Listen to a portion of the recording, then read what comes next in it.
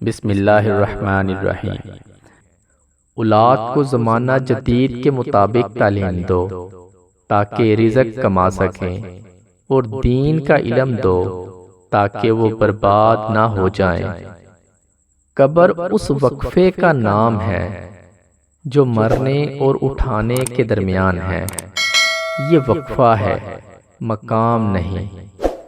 کوئی مسلمان ایسا نہیں جو خوشی کے ساتھ گناہ کرے۔ گناہ بیماری کی طرح اسے کہیں سے لاحق ہو جاتا ہے۔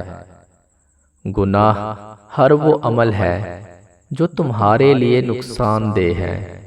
جب تک یہ پتہ نہ ہو کہ آرزو صحیح ہے یا غلط، تو اس کا پورا نہ ہونا بری بات نہیں۔ اچھی آرزو انعام ہے، چاہے پوری نہ ہو۔ سب سے بھاری دن وہ ہے جب اعمال کے مطابق انصاف مل جائے گا، اور سب سے آسان دن وہ ہے جب تمہیں ایسا انعام ملے جو تمہارا حق نہیں تھا۔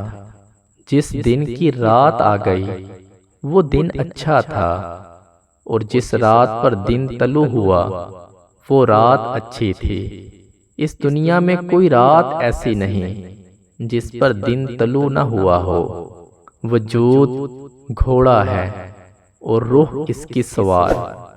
گھوڑا لاغر نہیں ہونا چاہیے کہ روح بیچاری پریشان ہو جائے، اور گھوڑا خود سر نہ ہو کہ روح کو گرا کر چلا جائے۔ تنکے کو بھی حقیر نہ سمجھو، ورنہ وہ تمہاری آنکھ میں پڑ جائے گا۔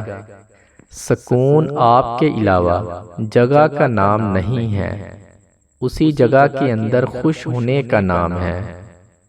وہ شخص جو اپنے آپ کو ماحول سے بلند سمجھتا ہے سکون نہیں پائے گا، اور وہ شخص بھی جو اپنے آپ کو اپنے ماحول سے نیچا سمجھتا ہے وہ بھی سکون نہیں پائے گا۔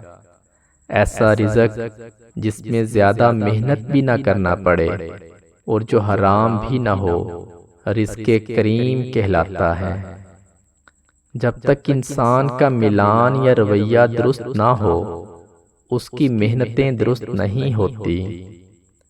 اگر تیرے باپ کی شادی ہو گئی ہے تو تیری بھی ہو جائے گی، اور تیرے بچوں کی بھی ہو جائے گی۔ شادی پیسوں سے نہیں بلکہ اللہ کے حکم سے ہوتی ہے۔ اگر تمہیں پتہ چل جائے کہ تمہارا رزق اللہ کے پاس ہے تو پھر رزق کی تلاش نہ کرو، بلکہ اللہ کی تلاش کرو جس کے پاس تمہارا رزق ہے۔